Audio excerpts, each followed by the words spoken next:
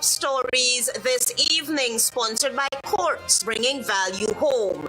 Several issues to be discussed during the 48th CARICOM Heads of Government meeting in Barbados. Unite Oil and Gas International eager to partner with Guyana to expand its petroleum industry. Jagdeo throws Edgel under the bus over the state of roadworks on the East Bank corridor, and schoolgirl to face High Court over deadly Madia dorm fire. HGP Nightly News begins now.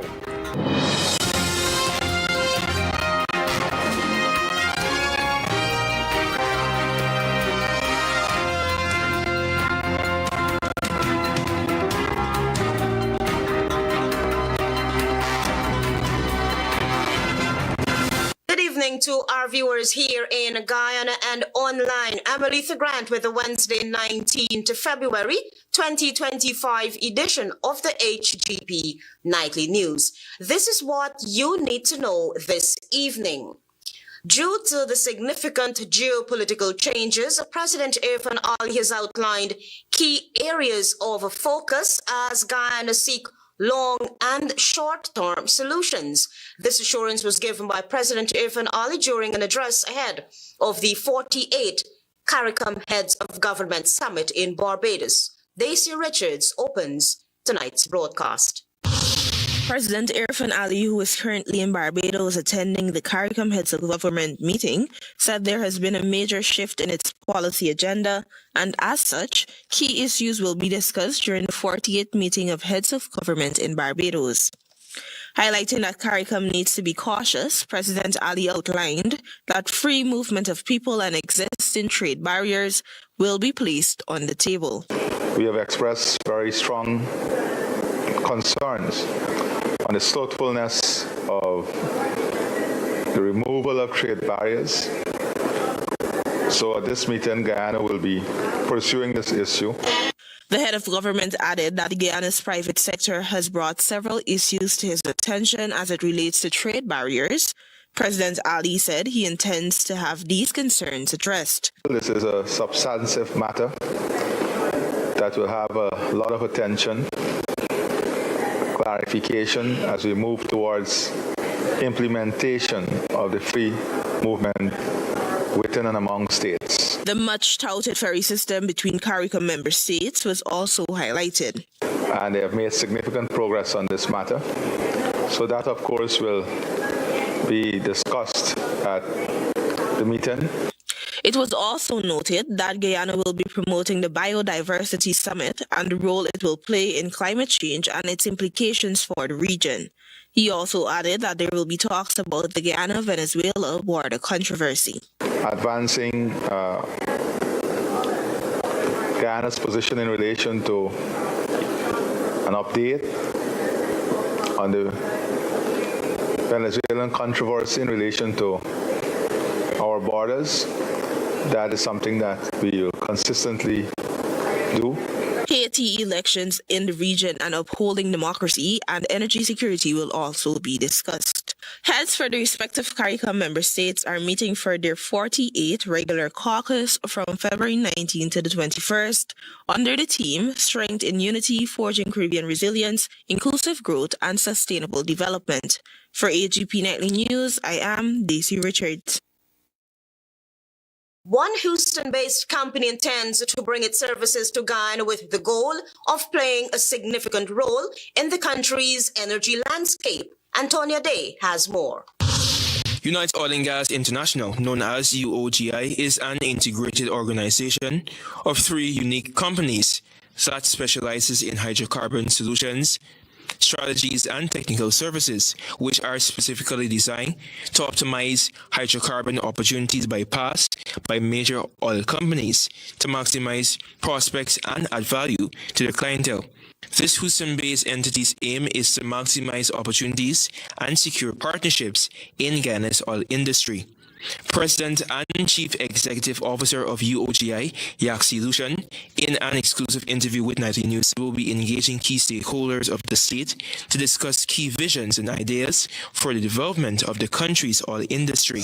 This conference is phenomenal. I'm excited just to be here. It's my first time in Guyana. We have our consulting arm, which is where we offer to the market what I like to call our brain trust, geoscientists and engineers to support our clients. And in most cases, these clients are national oil companies because ultimately the design of the company, as you hear the name, Unite, it was basically designed as me being a former or an African born in America, as I like to say. We're here to unite with Africa as well as countries with the diaspora of African heritage. Lucian emphasized that his organization is designed and committed to a partnership model that supports the goals of host countries, along with their respective private sector. He also shared a few business ideas that he thought would be important to the development of Ghana's oil industry. Similar to Exxon and others, we will look to acquire an interest in blocks to ultimately help in the goals from a production and development resource standpoint in Guyana to be a part of that campaign as well. Lucian shared with Nightly News that his company has a skilled international team with decades of experience in the hydrocarbon life cycle, having worked with over 60 countries across 6 continents in exploration, development, production, and operations. UOGI has been in operation for 1 year. Lucian, a former employee of Chevron, stated that he and his team members possess a wealth of expertise from which Ghana can greatly benefit. He also expounded that collectively, himself included, his team has over 600 years of experience working in the oil and gas industry. Notably, some of the company's geoscientists and engineers have worked with ExxonMobil, Hess, Chevron, Shell, Noble Energy, and Marathon. Where we're active in the market is in Africa at this time. So our current operations are in the Republic of Congo, and we operate out of Point Noir. However, we're looking to expand. By the end of the year, we're looking to be in 3 additional African countries. We have intentions of having operations in Guyana as soon as possible. I'm Antonio D reporting for the HGP Nightly News. Meanwhile, the $2 billion gas to energy project in Wales, featuring a 300 megawatt power plant and the natural gas liquid facility, continues to experience its fair share of challenges. On Wednesday, Winston Brassington, the gas to energy point person, told oil experts that the project will likely see a further delay. Antonio Day reports.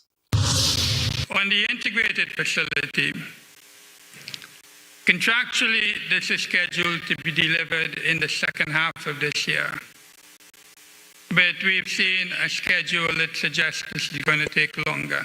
That was Winston Brassington, government consultant on the Wales Gas to Energy project. While ExxonMobil Ghana Limited completed the $1 billion pipeline on schedule and within budget, Brassington on Wednesday told oil and gas experts and industry leaders attending the ongoing Ghana Energy Conference that the construction of the power plant and natural gas facility has been fraught with difficulties.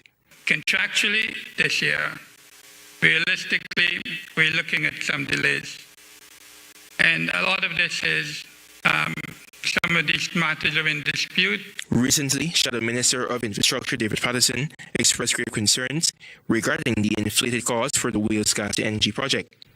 He told the National Assembly during the 2025 budget debates that the concerned increases are due to several delays, which are proving to be costly. Sir, the entire project cost, according to the government records, sir, has risen to $2.4 billion,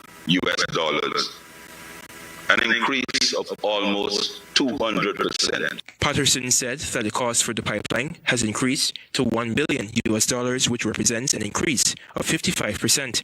The Wales Gas to Energy project also recently received a $527 million loan approval from the U.S. Exim Bank. The gas to energy project was scheduled to come on stream by the end of 2025. But from all indications, it may very well come on stream in 2026. I am Antonio Day reporting for the HGP Nightly News. We'll be back after this break. Stay with us.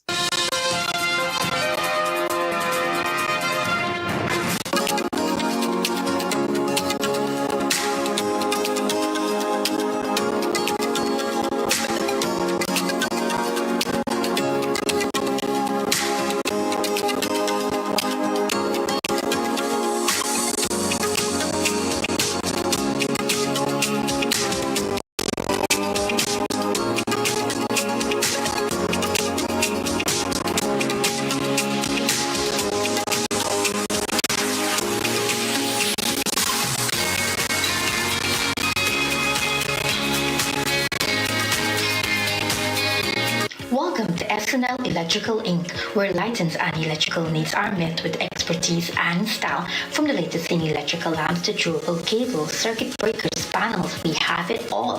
Illuminate your space with our elegant chandeliers, stunning crystal lights, and versatile pole lights. Looking to upgrade your comfort? Explore top-of-the-line AC units and our diverse selections of stylish styles. Visit us at 170-180 Thomas Street, Kitty, Georgetown. Discover solution that not only lights up your world but transforms it. Call us on telephone number 226-3018 or 223-1634. SNL Electrical Inc. Powering your life with elegance, quality, and care. With 70% ethyl alcohol, my foam hand sanitizer eliminates 99.99% of all germs and even moisturizes in the process, leaving your skin clean and hydrated. Mighty Foam Hand Sanitizer. How do you stay clean? Krishna Rock Establishment. No job is too small or too large. We specialize in all types of fabricating, machinery, excavator repairs, rice field pumps, and hydraulic hoses. Visit us at Lot 113, Block CC1 Repo, East Coast, Demerara, or call 220-9624, 616-9416, or 619-7880. At Krishna Rock Establishment, no job is too small or too large.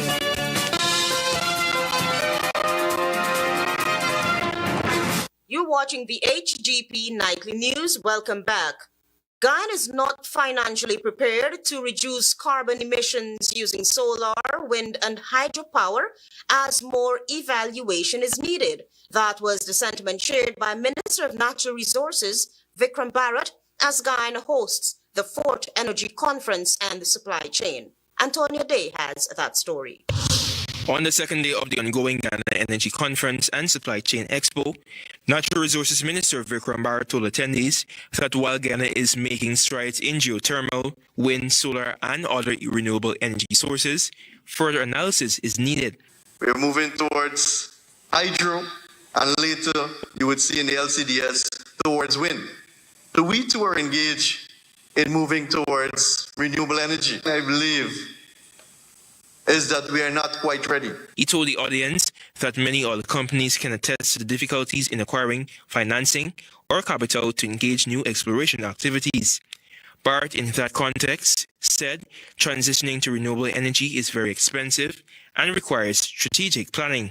He noted that problems lie ahead if governments globally decide to cut back on fossil fuel exploration and production while simultaneously underinvesting in renewable energy. The idea should not be to cut production, but the idea should be to cut demand. It is a more sensible approach to work on cutting demand rather than cutting production. According to the subject minister, this means that only a small portion will generate energy and the majority will be unable to afford it. But if you cut demand while production is ongoing, that's fine, because who will buy from them after time? It simply means automatically production will drop. And that is what we've been saying all the time. That has been our position.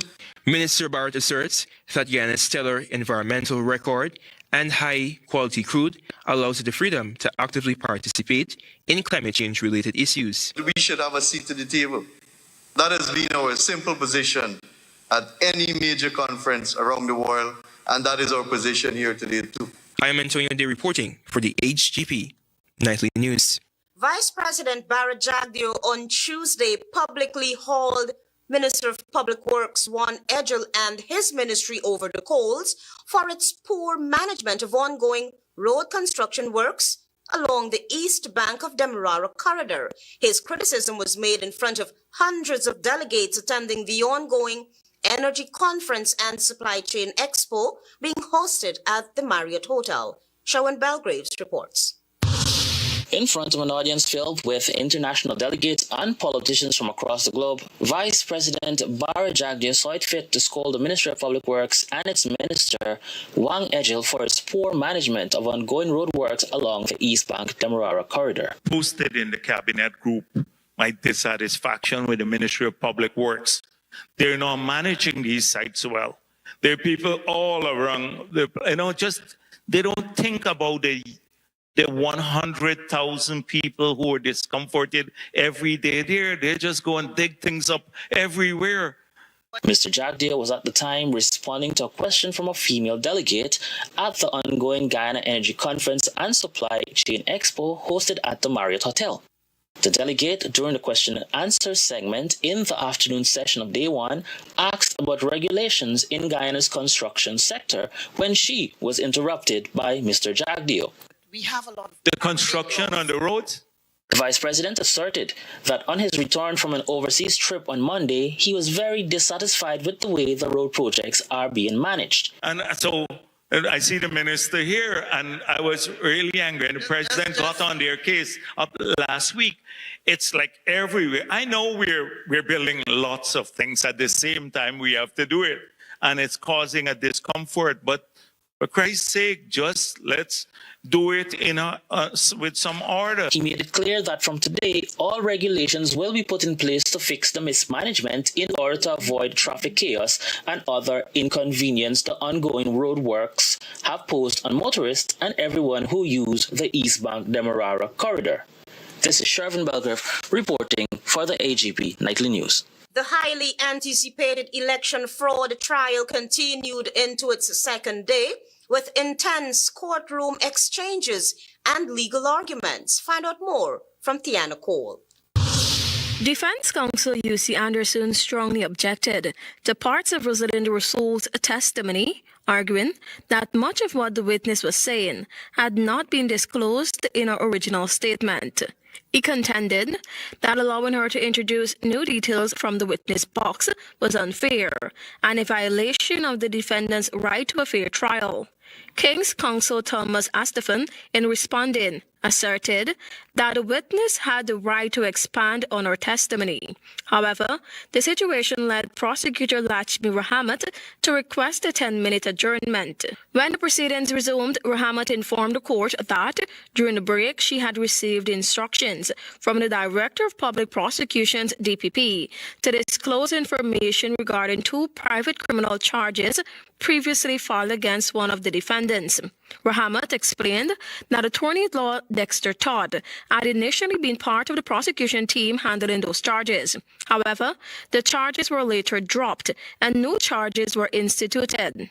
She stated that the prosecution believed those previous charges could introduce complexities that needed to be disclosed to the court. The matter was then stood down for another 10 minutes. Upon resumption, Todd addressed the court, clarifying that he had been invited to be part of the prosecution team on 2 occasions, but had ultimately stepped away. He stated that he neither saw any statements nor offered legal advice to the state. Todd further explained that he distanced himself from the case because he did not believe a prosecutor should also take on the role of an investigator. Todd questioned how a prosecutor could simultaneously act as a Minister of Justice while preparing case files and statements. He expressed surprise that Rahamat was still part of the prosecution team, adding that, in his view, it would be unethical for her to continue in that role. Defense counsel Anderson supported Todd's concerns, arguing that Rahamat should recuse herself from the case in the interest of integrity and fairness. In response, King's counsel Astephen stated that he regretted the situation but emphasized that the investigation had been conducted by the police and that Rahamat had not breached any legal guidelines. Attorney Nigel Hughes then suggested that the DPP issue a statement to clarify the matter and guide the next steps. The presiding magistrate remarked that the situation had left a quote-unquote bad taste in her mouth, but saw no reason at this stage for Rahamat to step aside. She instructed the defense to formally submit their concerns in writing if they wish to challenge Rahamat's involvement. Following this exchange, the prosecution's witness, Rasool, was allowed to complete her testimony and was subjected to rigorous cross-examination by defense attorney Hughes. The matter was subsequently adjourned to March 17, 2025. Tiana Cole reporting for the HGP Nightly News. Join us after this break for more news.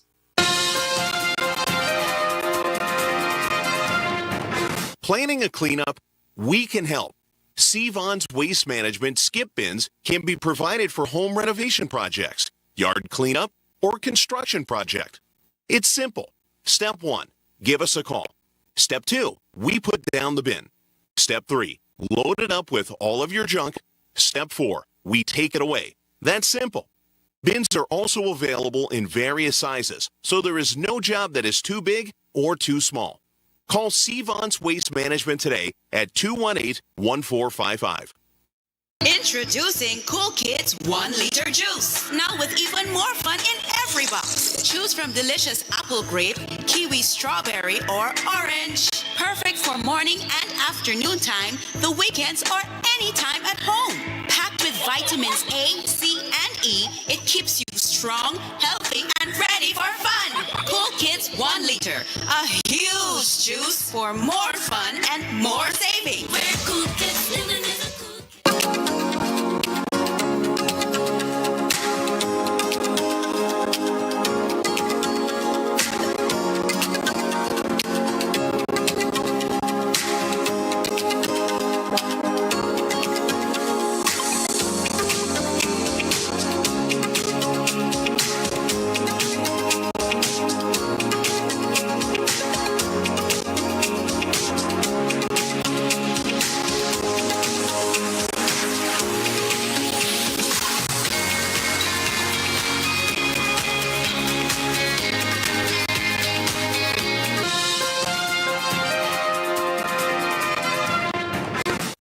watching the HGP Nightly News. Welcome back. Nearly 2 years after the devastating Madia Secondary School dormitory fire that claimed the lives of 20 children, a teenage girl will now face a judge and jury for the crimes committed.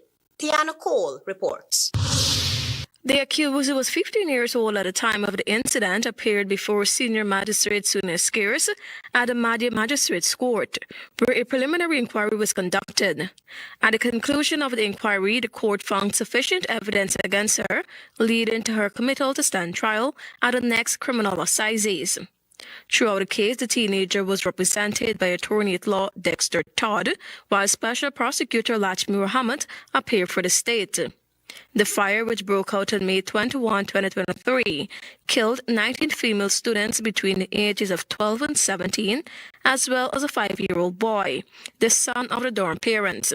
Days after the tragic incident, the Guyana Police Force disclosed that a fire was allegedly started by one of the female students at the dormitory, after her cellular phone was confiscated by the dorm mother and the teacher. Initial reports from sources close to the investigation indicated that the accused was previously suspended for engaging in activities contrary to the institution's rules. It was also alleged that she had an argument with an administrator during which she threatened to quote-unquote cause trouble. The fire reportedly started in the bathroom area of the dormitory. Surviving female students recalled being awakened by screams. Upon checking, they saw flames and smoke in the bathroom area, which quickly spread throughout the building. Several students sustained burns and suffered from smoke inhalation, while others managed to escape. The tragedy led to several days of national mourning and sparked discussions on the security of school dormitories and related safety measures. Following the incident, a commission of inquiry was conducted and the government reached settlements with some of the parents of the victims. However, other parents have since taken legal action in the High Court to seek further compensation for the deaths of their children. Tiana Cole reporting for the HGP Nightly News. The Ministry of Housing and Water on Wednesday launched its Mashramani band under the theme Embracing Diversity and Building Communities as One Guyana. Daisy Richards has that story. The Ministry of Housing and Water launched its Mashramani band on Wednesday under the theme Embracing Diversity and Building Communities as One Guyana. Designer of the costume, Jermaine Broom, said this year's costume derived from the Young Professional Housing Scheme developed by the ministry. The color turquoise, they carry 7 different colors when you catch it in the sun. It means strength, joy, happiness, prosperity, love, unity, or you could go on. He highlighted that this year the band is going to be bigger and thanked the ministry for choosing him and his team. If you listen to the song, hear what it said. We taking the road and we're taking it by storm. Minister within the Ministry of Housing, Suzanne Rodriguez, said her ministry has always been leading the way and will remain very competitive after all the hard work. When we enter a competition or we have a task or an assignment to get done, you know we go all out to get it done. We work overtime, we work holidays, and we ensure that we come out on top. This year, Mashramani will be celebrated under the theme expressing her culture and creativity as one Guyana. For HGP Nightly News, I am Daisy Richards. Stay tuned for regional news.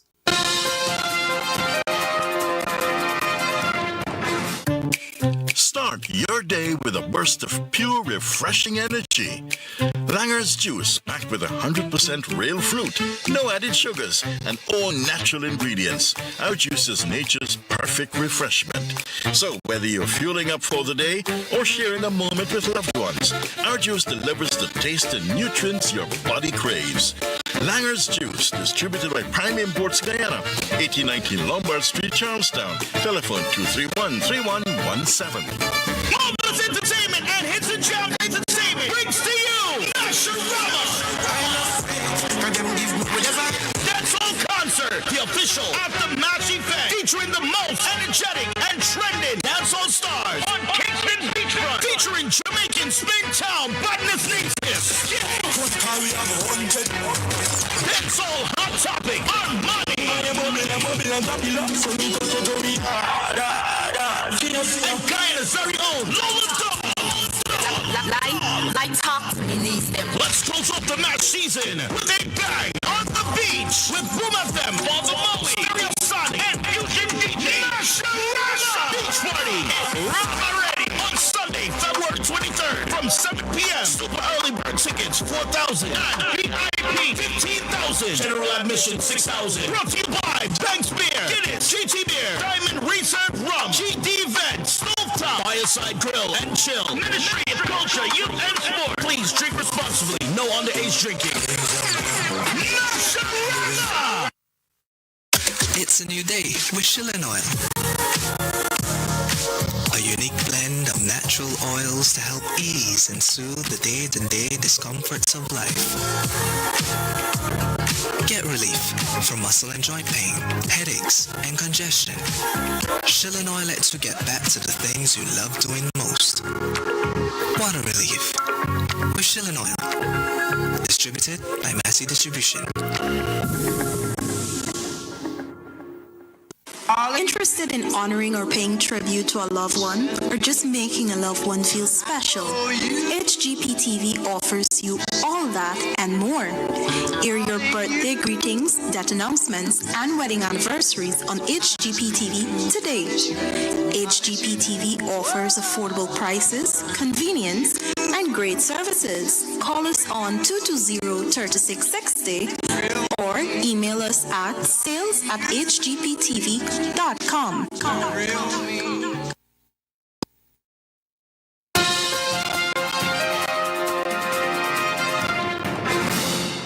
Good evening, I'm Daisy Richards with Wednesday's edition of the Regional News. We begin with news from Belize. Christopher Nesbitt, a farmer in Belize who has dedicated 36 years to restoring degraded land and pioneering an innovative agro-silvopastoral system, has been honored with the prestigious Soul of Rurality Award by the Inter-American Institute for Cooperation on Agriculture, IICA. This recognition, part of IICA's Leader of Rurality initiative, celebrates the work of individuals who have made lasting impacts on the countryside, ensuring both food security and environmental sustainability. Nesbitt, originally from the United States, moved to Belize at the age of 19 and transformed a 70-acre degraded farm into a thriving model of sustainable agriculture. His agro-silvopastoral system, which integrates forestry, agriculture, and livestock, helps prevents soil erosion, captures carbon, and increases biodiversity. His farm, the Maya Mountain Research Farm, has become a key educational resource for young people and organizations across the region, demonstrating the positive environmental and economic impact of sustainable farming. Through his work, Nesbitt has demonstrated that environmentally conscious farming can provide both food security and sustainable income while promoting the conservation of natural ecosystems. His success story serves as an inspiring example of how innovation in agriculture can contribute to a sustainable future.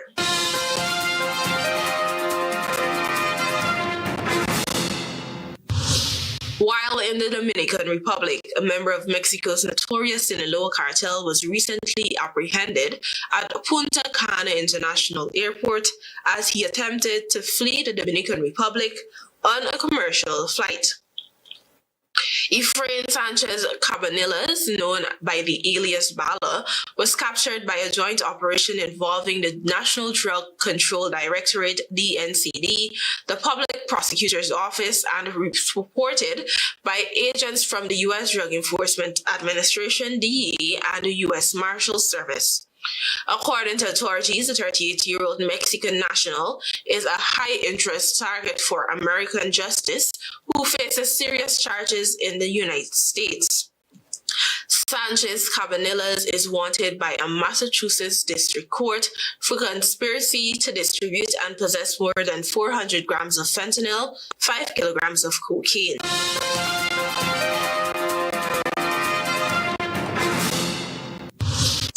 Finally, Brazil's former president Jair Bolsonaro was charged yesterday over a plot to overturn his 2022 election loss, the office of the country's top prosecutor said on Tuesday, in the latest legal setback for the far-right leader. Prosecutor General Paulo Gonet filed the charges against the former president and 33 other people, including a few of Bolsonaro's former ministers, as well as an ex-Navy chief with Brazil's Supreme Court.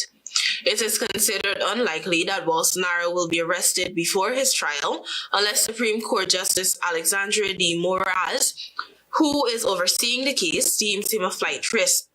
The charges come just months after the federal police concluded a 2-year investigation in Bolsonaro's role in the election, denying movement that culminated in the riots by his supporters that swept the capital, Brasilia, in January 2023, a week after President Luiz Inácio Lula da Silva took office.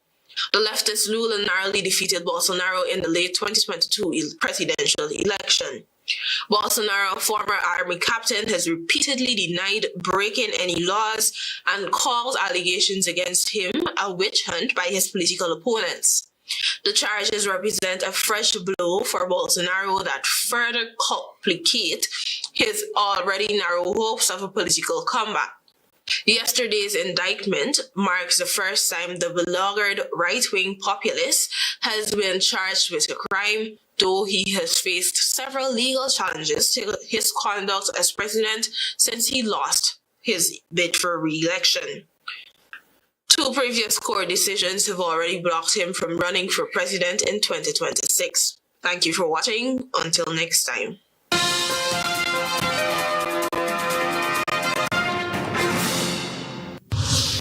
Several issues to be discussed during the 48th CARICOM Heads of Government meeting in Barbados.